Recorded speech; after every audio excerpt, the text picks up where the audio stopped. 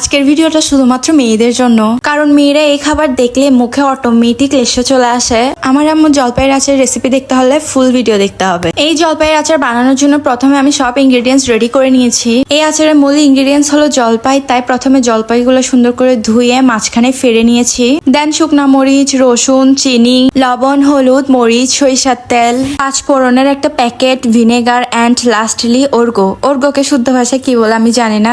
এখন চুলায় একটা প্যান দিয়ে ওখানে সরিষার তেল ঢেলে দিব। দেন তেলটা একটু গরম হলে ওখানে রসুন ঢেলে দিব। দেন ব্লেন্ড করা ওর্গোটাকে ঢেলে দিব। ভালো করে নেড়ে ছেড়ে দিতে হবে।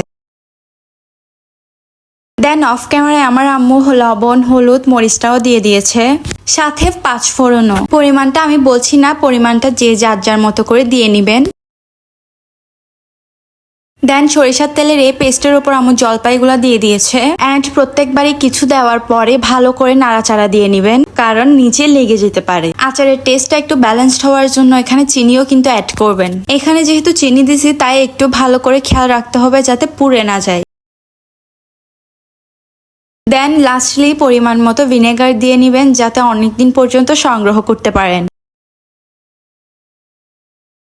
ও আচ্ছা, ফুলগে মরিচ দিতে ভুলে গেছি, সরি। সবার লাস্টে একদম ফুলগে মরিচ দিয়ে নিবেন এখানে। দেন ভালোভাবে নাড়াচাড়া নিয়ে কষাইতে থাকবেন। স্কুল ভার্সিটিতে যেরকম আপনাকে কষাতে থাকে সেরকমই ঠিক সেরকম ভাবে কষাবেন। দেন জলপাইগুলো একটু ভালোভাবে নরম হওয়ার জন্য ঢাকনা দিয়ে ঢেকে দিবেন। 10 মিনিট পর ঢাকনাটা তুলে দেখবেন এত সুন্দর একটা স্মেল আসবে। দেন ঠান্ডা হওয়ার জন্য একটু নরমালে রাখবেন। ট্রাস্ট মি গাইস, আমার আম্মুর হাতের এই আচারটা না অনেক বেশি মজা হয়েছে।